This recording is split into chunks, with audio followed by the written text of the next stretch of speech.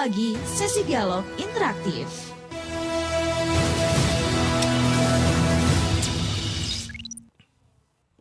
Baik, Assalamualaikum warahmatullahi wabarakatuh. Selamat pagi pendengar Persatu dan pemirsa YouTube RRI Sumeneb.net. Kita sudah menginjak di sesi dialog interaktif Kopi Pagi bersama saya Tagok Novantrian yang nantinya dengan topik menekan tingginya angka kasus TBC. Nah, sebelum memulai dialog pada pagi hari ini bersama narasumber, kita simak terlebih dahulu tanggapan masyarakat berikut ini.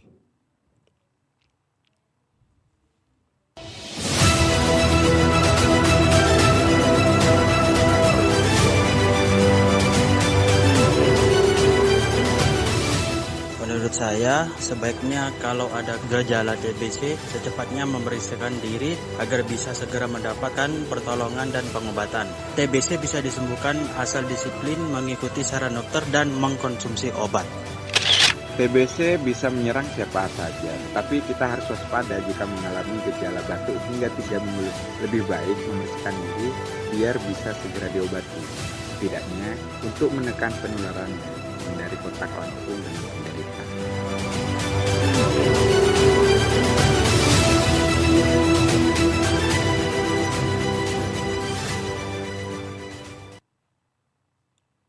Ya baik pendengar, tingginya angka penderita TBC di Sumeneb yang mencapai angka 700 lebih pada bulan Mei lalu, dan bahkan di Pamekasan sendiri ada puluhan penderita TBC yang meninggal dunia.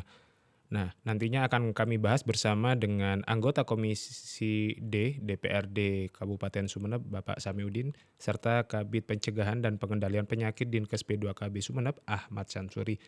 Dan Anda juga dapat bergabung dengan kami melalui jalur telepon di 662317 dengan kode area 0328 maupun WhatsApp Pro 1 di 0811 335 101, juga bisa melalui aplikasi RRI Digital.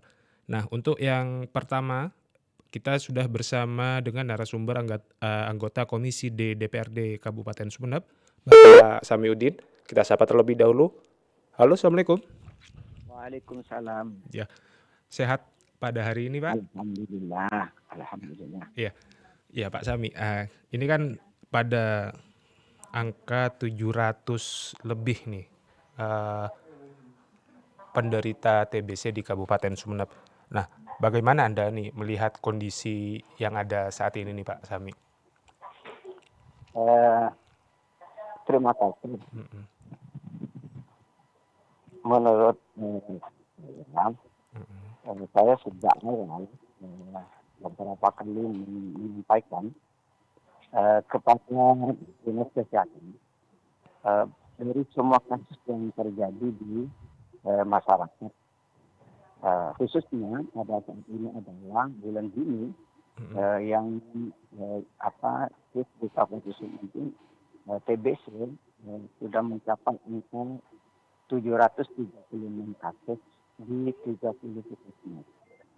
Maka dari itu secepatnya Dinas Kesehatan ini adalah langsung turun ke masyarakat atau melalui puskesmas di kecamatan masing-masing untuk mensosialisasikan bekerja sama dengan perangkat desa, dengan aparat desa, tokoh masyarakat, terutama para generasi muda.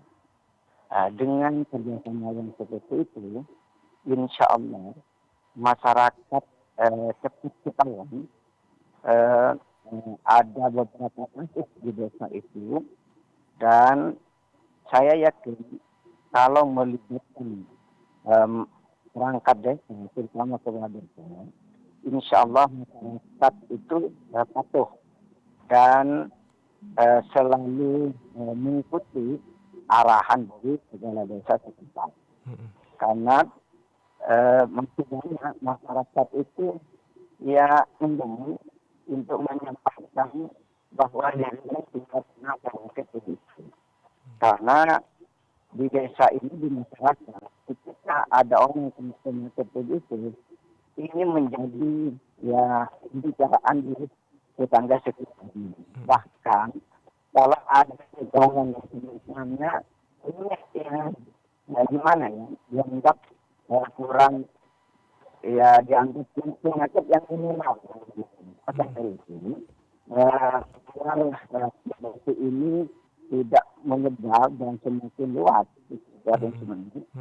Dan ini perlu ada sosialisasi bahwa penyakit TBC ini bisa disembuhkan melalui pemeriksaan sesuai dengan dinas kesehatan.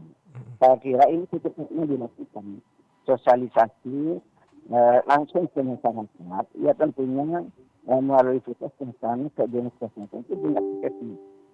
Puskesmas ini di Pertagamasi turun langsung menemui perangkat desa di daerah puskesmas itu sendiri. Biar cepat. Iya. Mungkin ini dari kami. Ya. Selama ini untuk koordinasi dengan pihak dinas kesehatan seperti apa Pak Sami untuk mengatasi hal ini? Tentang masalah gangguan TBC, ini saya di Komisi 4 masih belum ada koordinasi secara langsung. Tapi himbauan dari semua hal yang terjadi di masyarakat saya sering sudah sampaikan. Gitu. Iya. Jika masalah yang memang ada kesulitan mungkin yang dilaporkan oleh Dinkes ini terkait upaya menekan angka TBC seperti apa, Pak? Mungkin pernah dipaparkan oleh pihak dinas terkait ini, Pak. Ya, saya akan sampaikan nanti ya di Komisi 4 biar pembicaraan di tingkat itu bersama dinas kesehatan. Biar masyarakat ini benar-benar merasa tidak menjadi takut dengan penyakit ini. Kan ini terus saja budaya di masyarakat ini penyakit TBC itu menakutkan. Maka itu insya Allah kami akan sampaikan di komisi biar ada semacam pembicaraan bagaimana penanganan yang tidak mungkin banyak istilah-istilah TBC ini. Dan ini yang terdata. Mungkin ada yang belum terdata, terutama yang ada di pelosok TBC ini. Ini saya yakin lebih banyak.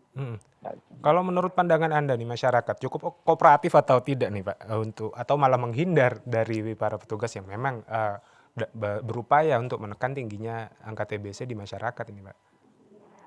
Maka dari Pak seperti tadi sampaikan, apakah ini dari dinas kesehatan langsung atau khususnya masuk bersama-sama dengan perangkat desa, termasuk juga tokoh masyarakat, termasuk juga tokoh pemuda. Karena tokoh pemuda ini yang memberikan pendekatan kepada masyarakat di sekitar ini. Insya Allah karena desa itu kan punya dusun, punya RW, punya RT. Dan RT ini kan dekat dengan masyarakatnya. Nah, saya kira insya Allah kalau kalau ini dilakukan, insya Allah itu lebih baik dan lebih cepat ketahuan. Di mana kasus-kasus itu sendiri. Nah, berarti ini perlu pendekatan persuasif memang Pak ya dari. Iya. Nah, jika nantinya Pak angka ini terus mengalami istilahnya kalau memang masyarakat itu kurang kooperatif nanti kan tingkat penderita ini juga akan semakin banyak. Nah, mungkin ada langkah khusus yang harus dilakukan selain dari sosialisasi ataupun dari seperti apa nih Pak dari pihak Dinkes nantinya Pak? Saya kira kita ambil contoh kasus COVID yang kemarin. Dan ini kan bisa dengan kerjasama semua pihak akan sama-sama mendorong bagaimana menekan semaksimal mungkin tentang TBC itu di tengah-tengah masyarakat. Saya kira bisa ya, kalau kita bersama-sama. Artinya kewajiban untuk menurunkan atau katakanlah menghilangkan penyakit TBC di tengah masyarakat itu bukan hanya tugas dari dinas kesehatan, dari semua pihak. Terutama ada tokoh masyarakat, tokoh agama, generasi muda, itu harus semua terlibat. Oke. Nah, harapan nih Pak bagi masyarakat sendiri atau himbauan nih ketika ada gejala ataupun kemungkinan menderita TBC yang memang menghindar ataupun gimana nih Pak bagi masyarakat sendiri Pak. Eh, Harapan saya kepada masyarakat khususnya di Kabupaten Sumeneb, kalau memang merasa sudah ada indikasi bahwa dirinya sudah kena penyakit, jangan malu-malu menyampaikan kepada petugas di tingkat desa, kepala desa, dia cepat ditangani, dan saya yakin TBC ini bukan tidak bisa diobati, bukan penyakit yang tidak bisa diobati, masih bisa. Iya, bisa disembuhkan nih Tapi Pak. dengan catatan kita ikutilah semua petunjuk dari Dinas Kesehatan. Gitu ya. Oke, baik. Terima kasih Pak Samiuddin sudah bersama di Kopi Pagi, sesi dialog interaktif pada pagi hari ini. Sukses selalu, sehat selalu untuk sampean. Selamat menjalankan tugas kembali. Terima kasih. Assalamualaikum. Waalaikumsalam warahmatullahi wabarakatuh.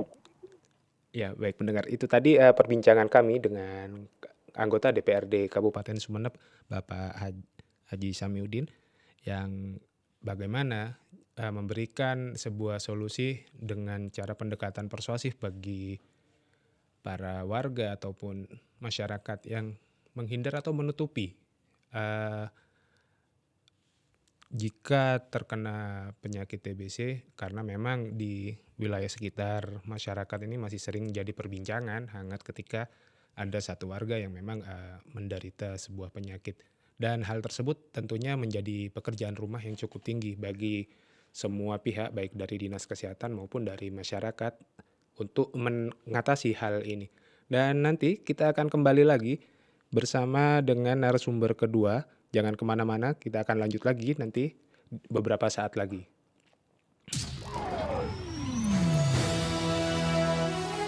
Kopi Pagi, sesi dialog interaktif. Pro 1.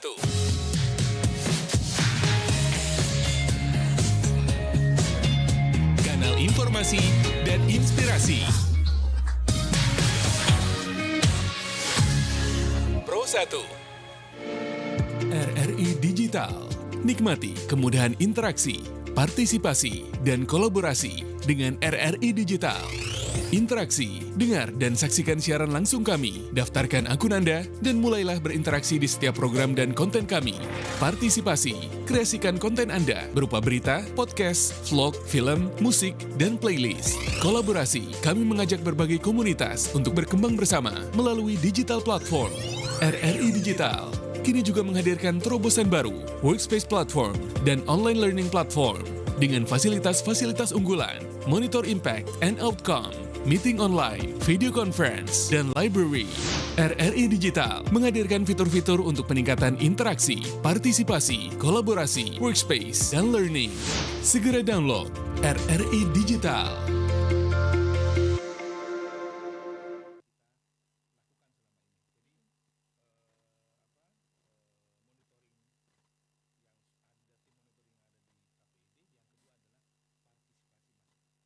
Pro 1.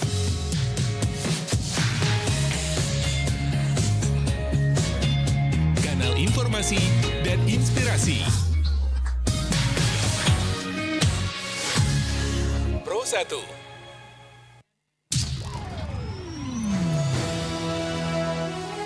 Kopi Pagi, sesi dialog interaktif.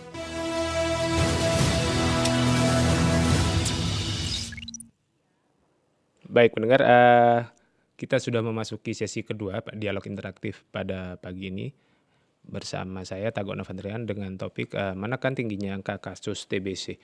Nah, pada kesempatan kedua ini kami telah bersama dengan Kabid Pencegahan dan Pengendalian Penyakit Dinkes P2KB Sumeneb, Bapak Ahmad Samsuri. Kita sapa terlebih dahulu. Halo, Assalamualaikum. Halo, Assalamualaikum Pak Samsuri. Waalaikumsalam warahmatullahi wabarakatuh. Iya. Apa kabar hari ini Pak? Sehat-sehat? Alhamdulillah sehat wal. Iya. Mas. Iya. Oke Pak, kita mulai dari awal nih Pak. Apa sih Pak mungkin yang penyebab penyakit TBC ini Pak? Mungkin bisa dijelaskan secara singkat dulu. Oke, ini Mas, penyebab penyakit TBC Mm-mm. adalah kuman tuberkulosis Mm. yang memang rentan menyerang kita semuanya tanpa terkecuali. Mm. Kecuali kemungkinan yang pertama adalah bila kondisi kita dalam keadaan COVID. Mm. Dan penyebarannya itu cepat sekali karena melalui droplet injection. Setelah melalui udara Mm. dan melalui percikan ludah di penderita yang sudah positif. Iya. Begitu Mas. Percikan ludah Pak ya juga ya Pak ya. Iya betul. Bisa dipaparkan nih Pak, dari angka 700 nih Pak, ya pada akhir Mei kemarin memang penderita TBC ini terbanyak ini apakah ada level-levelnya gitu Pak untuk penderita TBC ini? Gini Mas, Mm-mm. dari jumlah 736 ya, Iya. di bulan Mei kemarin, itu memang terdiri dari remaja dan dewasa. Mm-mm. Untuk anak sendiri memang beda. Beda ya. Anak sendiri itu kasusnya adalah kurang lebih 41 sampai dengan di bulan Mei. Mm-mm. Berarti anak kecil sudah terkonfirmasi juga Pak ya? Ada Pak ya? Betul ada. Mm-mm. Nah. Dan itu sudah lama memang.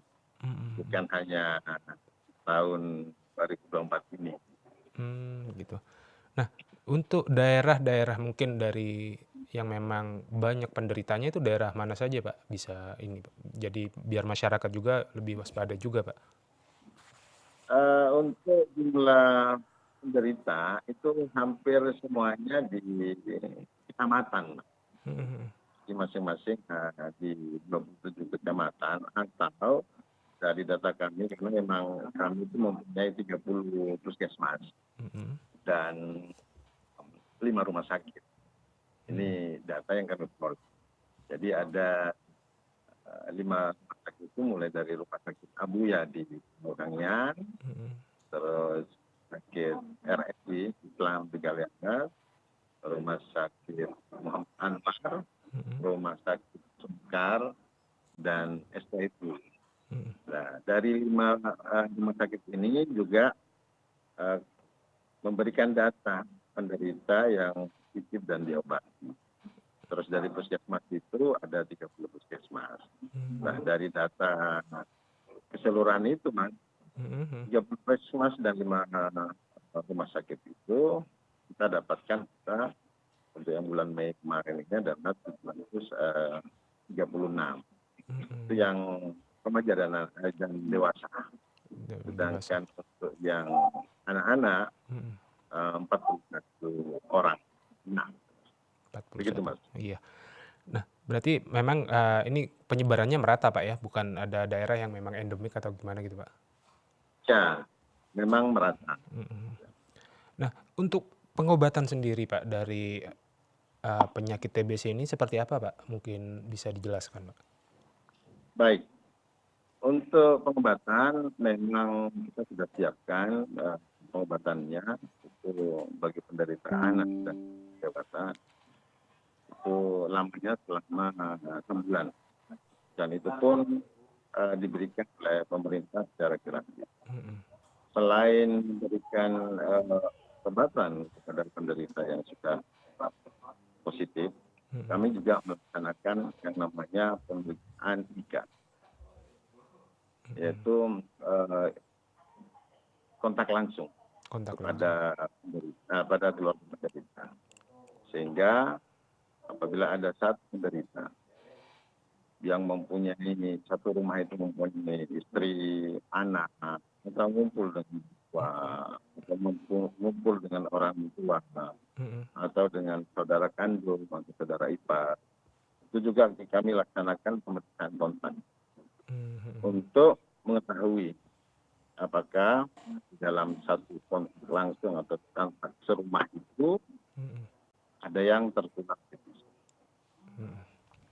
memang tidak tertular, kami akan memberikan yang namanya pemberian pengobatan pencegahan TBC. Gitu. Ini salah satu langkah yang kami lakukan. Selain itu, Mas, untuk melaksanakan kegiatan pemberantasan penyakit tuberkulosis ini, kami juga melibatkan yang namanya lintas sektor. Ya, istilah bupati kita adalah pentahilik. Kita libatkan mulai dari tingkat kecamatan, Babinsa, Binkaptipmas, kepala desa, perangkat desa, tokoh masyarakat, dan kader. Sehingga dengan upaya seperti itu, kami berusaha mencari sebanyak-banyaknya suspek. Suspek ini adalah yang kami tengarai sebagai penderita TBC. Tapi belum dikatakan positif apabila mereka belum melaksanakan pemeriksaan laboratorium berupa pemeriksaan dahak atau sekutum. Atau kalau tidak, maka oleh dokter puskesmas akan dirujuk untuk pemeriksaan ronsen. Begitu, Mas.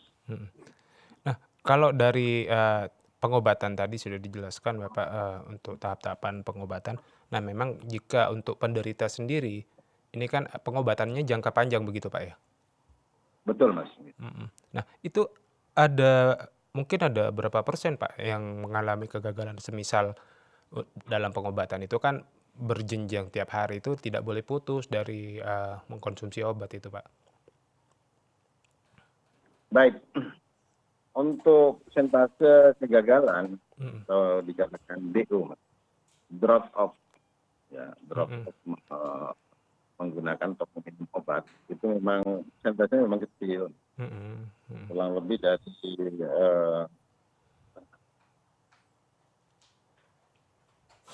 kurang lebih sekitar 4 orang dari jumlah 736 itu.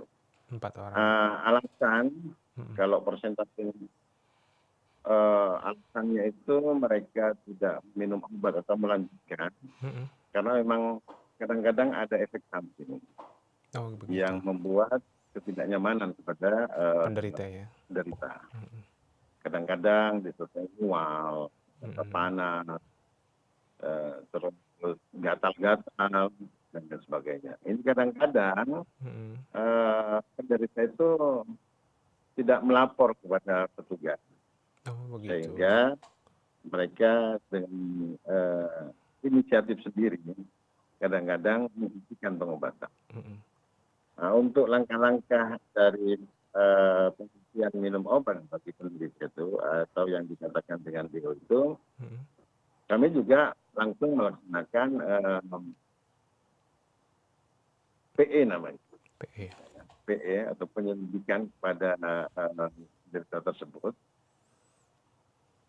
dengan mengorek keterangan. Kenapa sampai berhenti minum obat dan sebagainya. Yang pertama. Yang kedua, kadang-kadang dari laporan teman-teman itu untuk pengambilan obat, kadang-kadang mereka tidak ada yang mengantar ke puskesmas. Ya. Sehingga kalau yang namanya yang faktor kedua ini kami bisa minimalisir dengan memberikan kepada teman-teman kepada kader untuk membeli obat ke puskesmas dan memberikan kepada penderita tersebut. Namanya PMO. Penanggung jawab minum obat. Namanya minum obat. Itu juga kami libatkan. Sehingga bisa meminimalisir terjadinya drop off untuk minum obat bagi penderita. Begitu, Mas. Iya. Untuk pengobatan sendiri Pak, apakah itu dilihat jangka waktu tertentu, itu dilihat dari tingkat keseriusan dari penyakit tersebut yang menyerang pasien atau gimana Pak? Apakah memang ada urutan-urutan tertentu gitu Pak? Untuk pemberian obat kepada penderita itu memang bertahap. Pemberian obatnya kepada penderita itu memang disesuaikan dengan berat badan. Oh begitu. Jadi tidak sama. Tidak sama Setiap ya. orang menggunakan tidak sama. Karena memang ada petunjuk atau DO-nya, ya, definisi operasional untuk penggunaan minum obat bagi penderita itu disesuaikan dengan berat badan.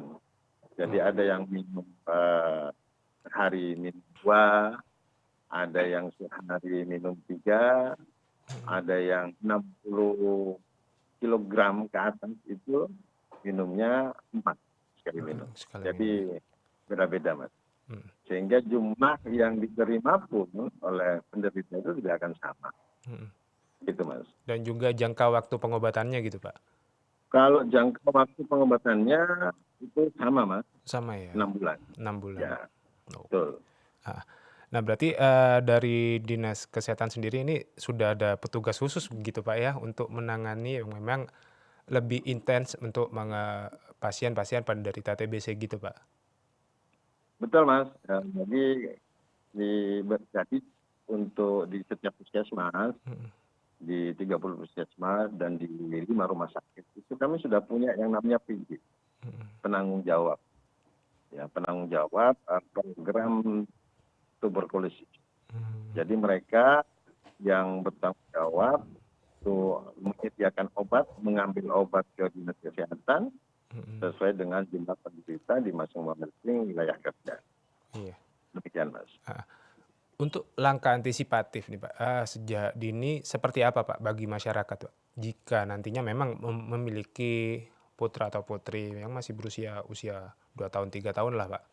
Untuk antisipasi dininya itu seperti apa Pak? Yang pertama kami masifkan yang namanya sosialisasi. Jadi yang namanya sosialisasi kepada masyarakat baik di tingkat kecamatan, desa, dusun terus dilaksanakan dan dilaksanakan oleh masing-masing puskesmas. Saudara, ini yang pertama. Yang kedua adalah memberikan motivasi dan edukasi kepada keluarga pasien bahwa apabila ada pasien yang sudah positif dengan hasil lab itu keluarganya semuanya tanpa terkecuali harus juga bisa kita periksa secara maksimal. Yang ketiga adalah di masyarakat yang sudah rasa lebih dari 1 minggu apalagi sampai 2 minggu, mari kita periksa ke vaskes terdekat.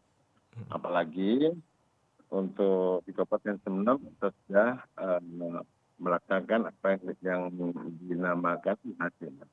Pelayanan itu sudah maksimal di masing-masing puskesmas. Dan ini sesuai dengan taklinnya Bapak Bupati yaitu bismillah melayani. Dan insya Allah semua masyarakat tanpa terkecuali yang memang bisa dan mau untuk menggunakan UHC ini akan terlayani dengan bahkan sampai dengan rujukan dari tingkat puskesmas ke KTL atau fasilitas tingkat lanjutan ke rumah sakit. Jadi kami harap masyarakat tidak ragu-ragu lagi untuk mempergunakan vaskes yang ada di wilayah masing-masing. Karena memang betul-betul kami maksimalkan terkait dengan kegiatan. Demikian, Mas. Nah, untuk balita sendiri apakah ada vaksin, Pak, yang memang diwajibkan nantinya? Vaksin untuk balita memang yang namanya DPT. Gitu ya. Sudah ada ya. Maaf, bukan DPT, BCG. DPG ya. Ya, itu untuk BCG itu adalah untuk istilahnya menambah kekebalan pada bayi agar tidak terserang yang namanya batu rejan atau 100 apa 1000 hari gitu lah istilah orang kita di sini. Iya. Jadi itu memang ada vaksin. Oke. Iya. Nah Pak, kalau nantinya memang ini bisa ditekan hingga batas minimal ini mungkin langkah yang akan dilakukan oleh pihak Dinkes seperti apa, Pak? Untuk menekan jumlah penderita, ini sebetulnya yang kami laksanakan adalah untuk mencari suspek sebanyak-banyaknya. Suspeknya ya. Ya, suspeknya harus kita cari. Mm-mm. Karena kalau suspeknya tidak kita cari lebih dulu, kita khawatir nanti para penderita itu akan menjadi penderita TB laten atau TBRU yang memang sistem pengobatannya kan beda. Ini yang kita khawatirkan. Maka kami di Dinas Kesehatan dibantu oleh teman-teman di seluruh puskesmas dan rumah sakit ini mencari sebanyak-banyaknya suspek itu. Kita periksa, positif kita obati. Oke. Demikian Mas. Jadi dengan pencarian suspek sebanyak-banyaknya, kita harapkan dapat dengan cepat memutus mata rantai penularan TBC ini. Oke. Karena kita tidak tahu, kadang-kadang ada saudara kita, teman kita yang batuk lebih dari 1 minggu, 2 minggu, kadang-kadang ada persepsi dari mereka sendiri bahwa cuma batuk biasa, nanti itu akan sembuh dengan sendiri. Ini ya kadang-kadang Iya. ya, yang jadi persepsi salah bagi masyarakat. Sedangkan kita, pemerintah sudah menyediakan fasilitas di masing-masing yang diinginkan oleh masyarakat. Oke. Demikian, Mas. Iya.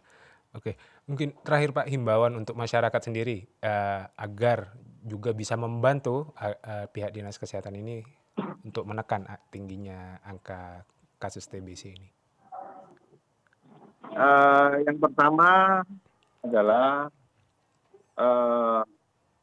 segera memeriksakan diri ke vaskes terdekat, terutama puskesmas bagi masyarakat yang sudah merasakan batuk lebih dari 1 minggu, apalagi sampai 2 minggu. Yang kedua, istirahat yang cukup, kurangi begadang. Ini yang penting, Mas. Karena udara mandi kadang-kadang membuat kita. Yang ketiga, pola makan. Ya, makan atau asupan yang bergizi. Jangan asal kenyang saja. Ya, ada sayur yang harus. Ya katakanlah, meskipun tidak lengkap, 4 sempurna lah.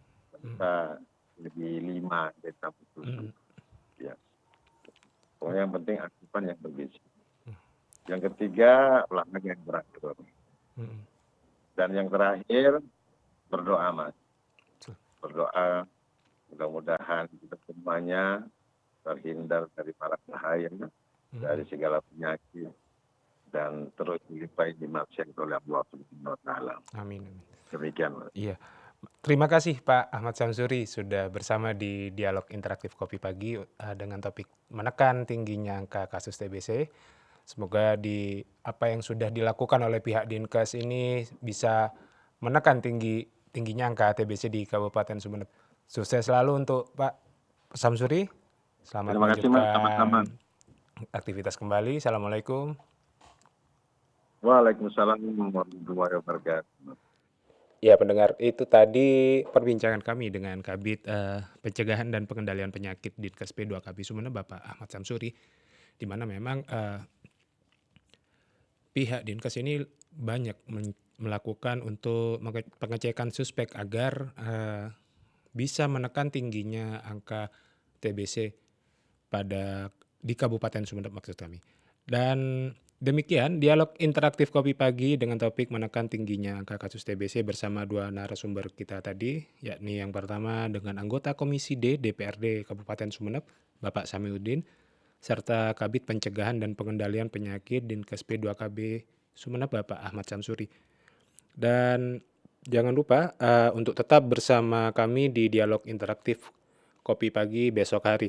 Dan saya mewakili kerabat kerja yang bertugas pamit undur diri dari dialog interaktif Kopi Pagi. Stay tune di Pro 1 RRI Kanal Informasi dan Inspirasi. Assalamualaikum warahmatullahi wabarakatuh.